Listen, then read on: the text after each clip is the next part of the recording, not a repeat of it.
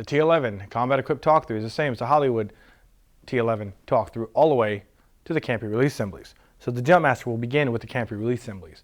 These are like items of equipment. However, you will always inspect the Canopy release assembly opposite the Universal Static Line Modified. Since the Universal Static Line Modified is routed over the jumper's left shoulder, we'll begin with the right Canopy release assembly. With the knuckles of the left hand, tap it one time to ensure it sounds solid. Jumpers, it is your cue to place your hands on top of your advanced combat helmet. With your left hand, you form a knife cutting edge, fingers and thumbs extended and joined, palm facing you, the Jumpmaster, and insert it from outside to inside just below the Canopy release assembly. Take your thumb of your left hand and place it on the outside corner of the Canopy release assembly and rotate it a quarter turn to the outside. With your head and eyes approximately 6 to 8 inches away, ensure that the male fitting Canopy release assembly is properly secured by the female fitting Canopy release assembly and is properly secured by the latch. Furthermore, ensure that the cable loop is properly secured by the safety clip and free of all foreign material or dirt which would impede it from seated completely. Once satisfied, let it rotate back to its natural position. As you can see, the Universal Static Line Modified impedes your inspection of the left Canopy release assembly. With your right hand, grasp the Universal Static Line Modified and rotate it over to your left hand and hold it in place with your left hand and thumb. Leave your left hand and thumb in place. Focus your attention to your right Canopy release assembly. With the knuckles of the right hand, tap it one time to ensure it sounds solid. Look at the left Canopy release assembly.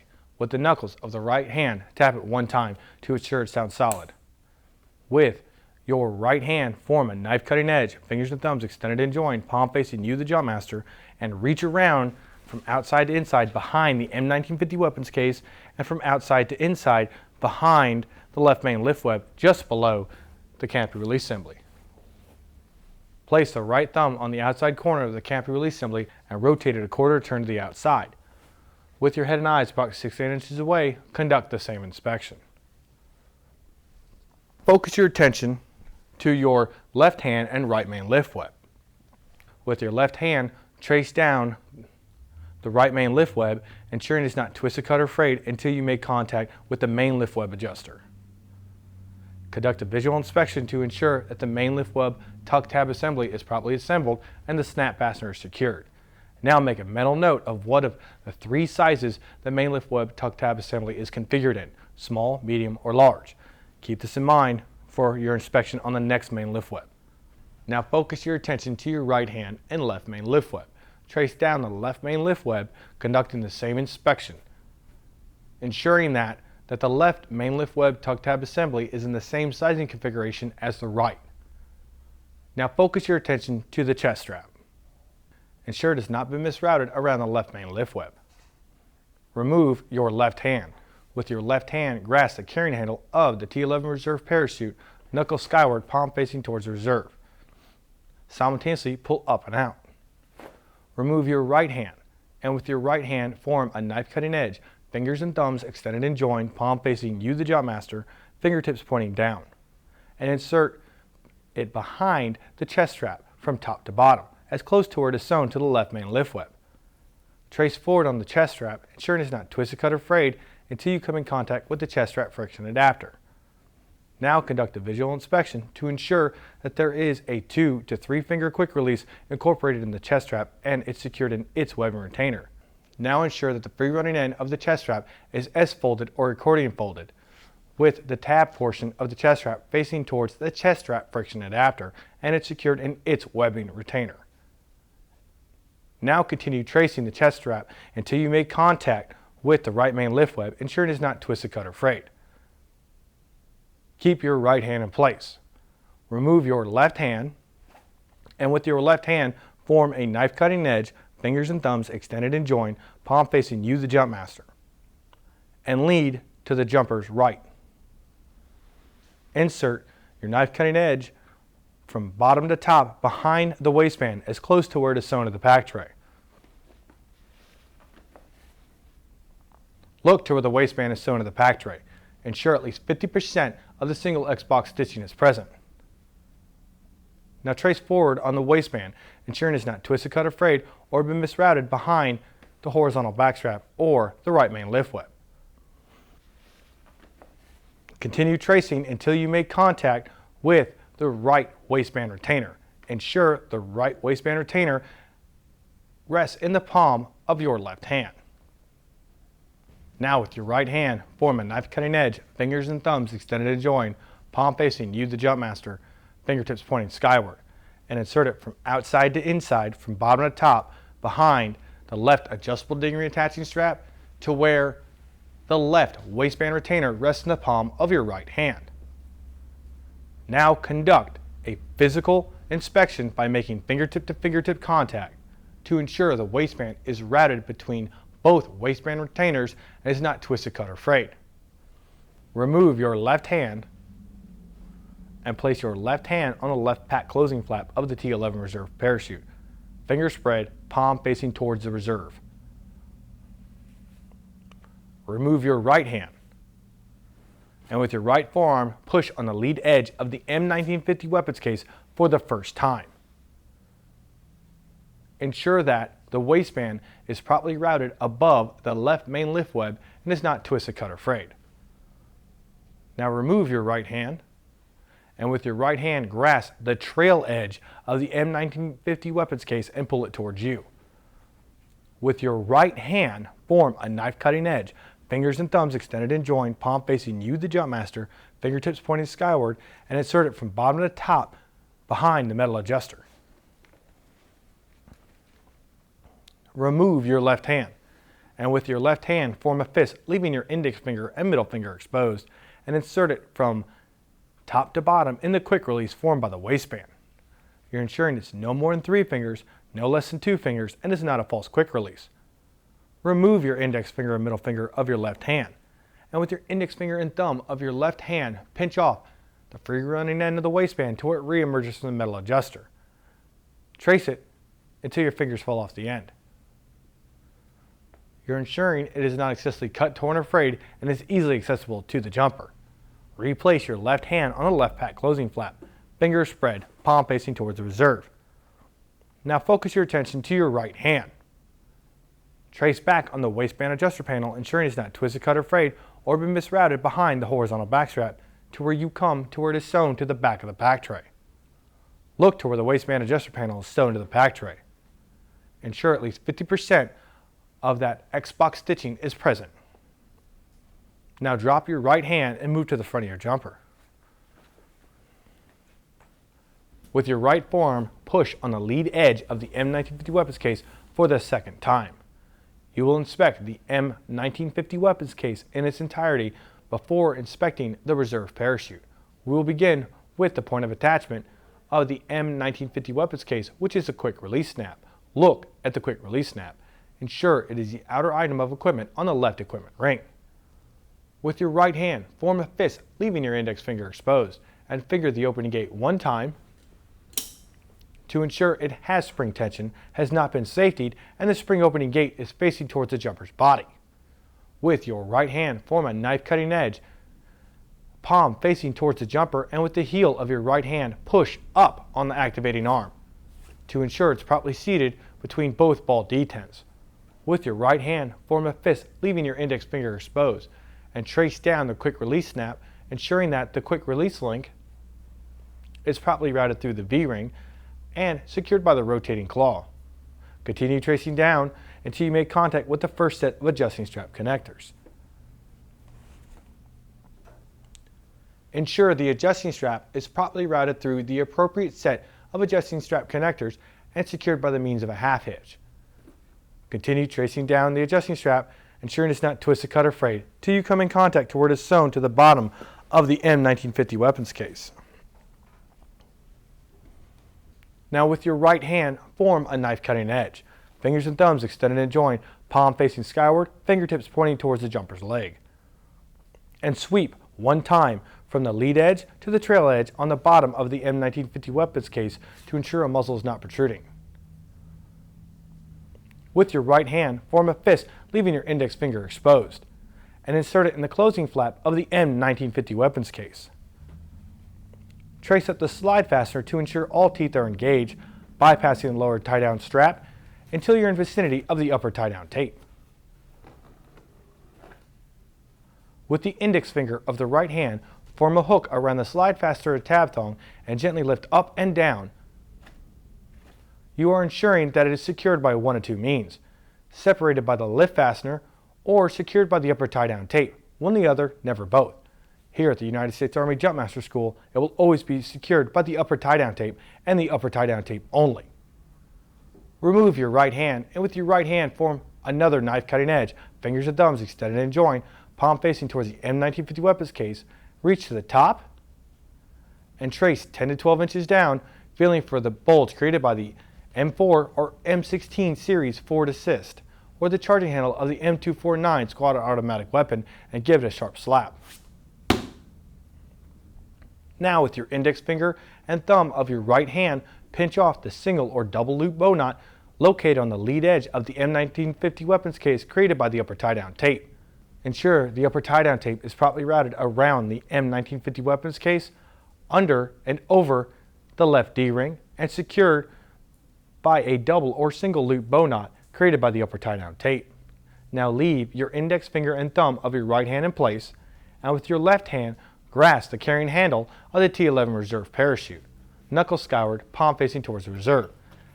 You will inspect the T11 Reserve parachute in the same manner as a Hollywood rig jumper, all the way to the command of hold, execute.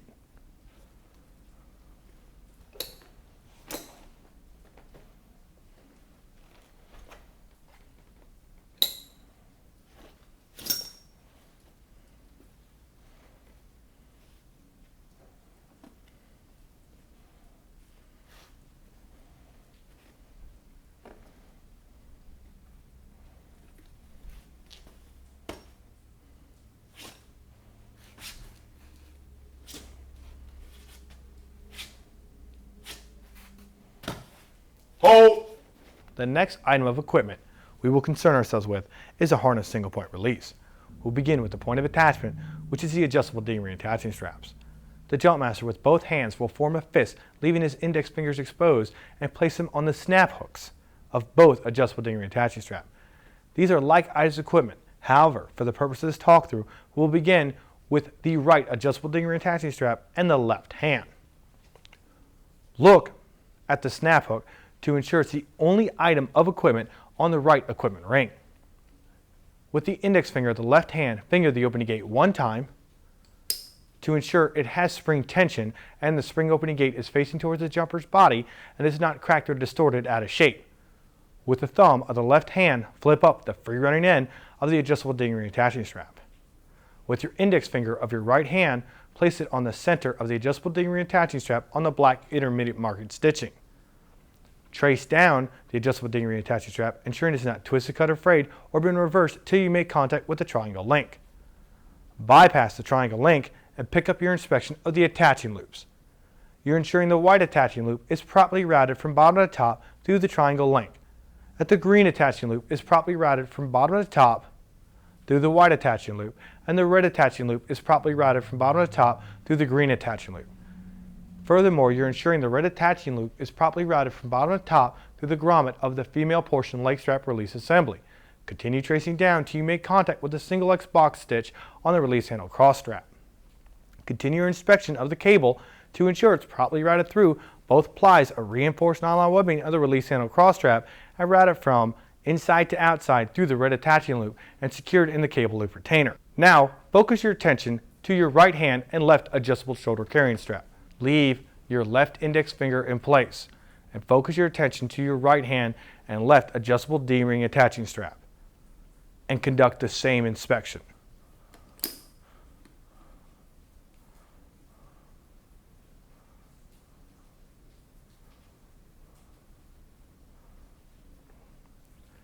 Now focus your attention to the release handle.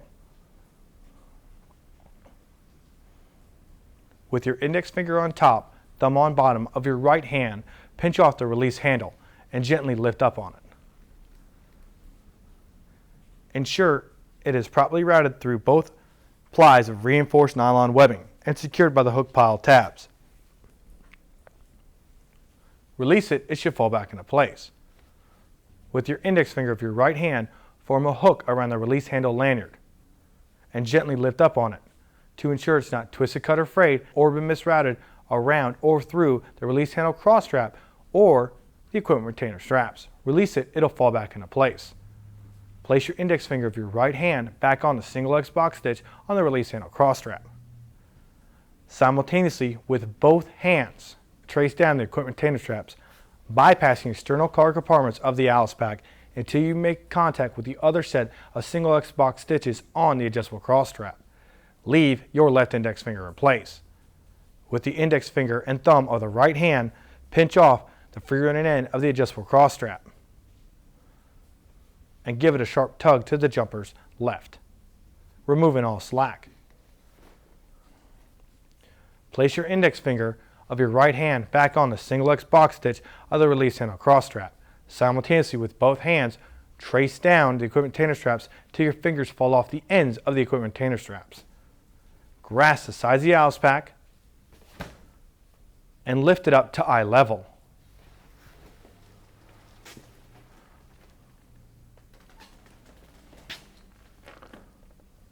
Now conduct a visual inspection of the equipment retainer straps where they disappear into the soft envelope portion of the Alice pack. Ensure they are not twisted, cut, or frayed. Now hold the Alice pack up to the jumper and issue the command of hold. Hold! The jumper will hold the Alice pack up by the top of the Alice pack frame and the top of the Alice pack frame only and hold it up high. The jump master will have both hands formed in a fist, leaving his index fingers exposed. Place them on the equipment retainer straps where they re-emerge. Conduct a visual inspection to ensure the equipment retainer straps form an X. Now trace down the equipment retainer straps, ensuring they're not twisted, cut, or frayed until you make contact with the girth hitch of the hook pile tape lowering line looped in. This is your first chance to make a mental note to see whether or not it is routed from north to south or south to north, never east to west. Bypass the girth hitch of the hook pile tape lowering line looped in and continue tracing down until you make contact with the friction adapters. Now with both hands, form a fist, leaving your index finger, middle finger exposed, palm facing towards you, the jump master, and place it on the outside of the quick releases formed by the equipment retainer straps. Excuse me, sorry. You're ensuring that there are no more than 3 fingers, no less than 2 fingers, are not false quick releases or incorporated in the free running ends of the equipment retainer straps. Now conduct a visual inspection of the free running ends of the equipment retainer straps. Ensure they're S-folded or accordion folded, never rolled, and secured by 1 of 2 means. 1 turn masking tape or 2 turns retainer band. One or the other, never both. With the index fingers of each hand, simultaneously tap down on them to ensure they're properly secured. Now, with the index finger and thumb of both hands, form O's around the lower portion of the adjustable shoulder carrying straps, with the free running ends above your O's. And give a sharp tug to the outside to ensure that the adjustable shoulder carrying straps are attached to the Alice pack frame. Now conduct a visual inspection of the free running ends of the adjustable shoulder carrying straps to ensure that they are S-folded or accordion folded, never rolled, and secured by 1 of 2 means. 1 turn masking tape or 2 turns retainer band. One or the other, never both. With the index fingers of each hand, simultaneously tap down on them to ensure they're properly secured. Now place the left hand in the small of your back. With your right hand, form a fist, leaving your index finger exposed, and place it on the girth hitch of the hook pile tape lowering line looped in. This is your second and final chance to see if the girth hitch is routed from north to south or south to north, never east to west. Pick up your inspection of the hook pile tape lowering line. Start tracing it, ensuring that it has not been misrouted underneath the left adjustable shoulder carrying strap until you make contact with the first set of hook pile tabs. Conduct a visual inspection to ensure no S-fold is protruding from the retainer flap.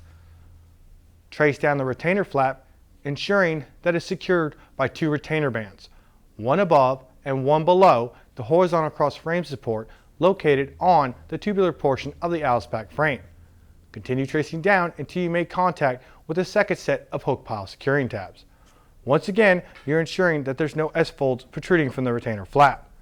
Now trace the hook pile tape lowering line until you become knuckle deep in the M1950 weapons case.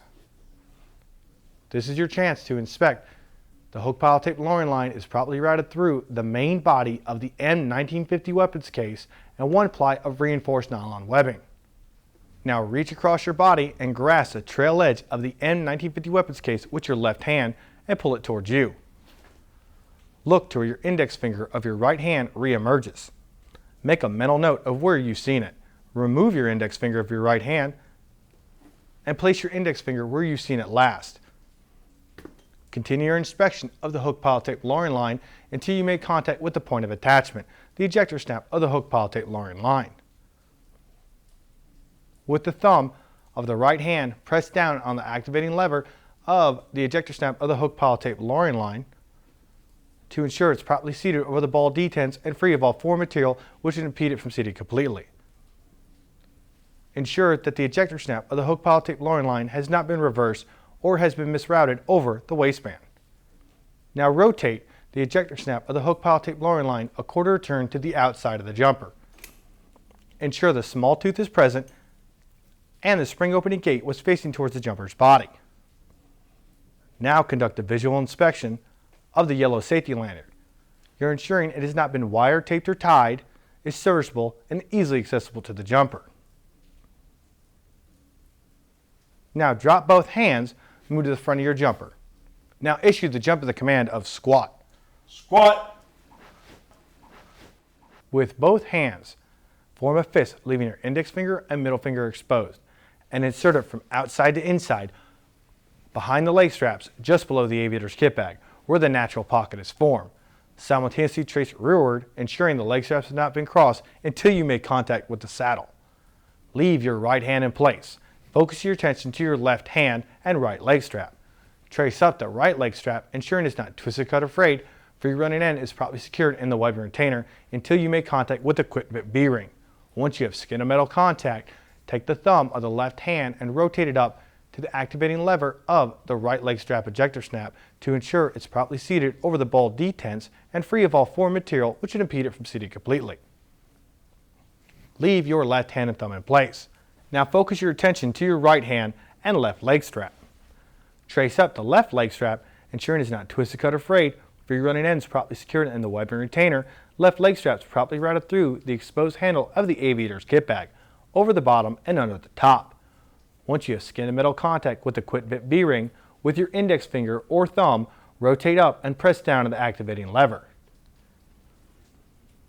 If you're unable to reach the activating lever, remove your right hand once you have skin to metal contact, and with your right forearm, push on the lead edge of the M1950 weapons case, exposing the ejector snap.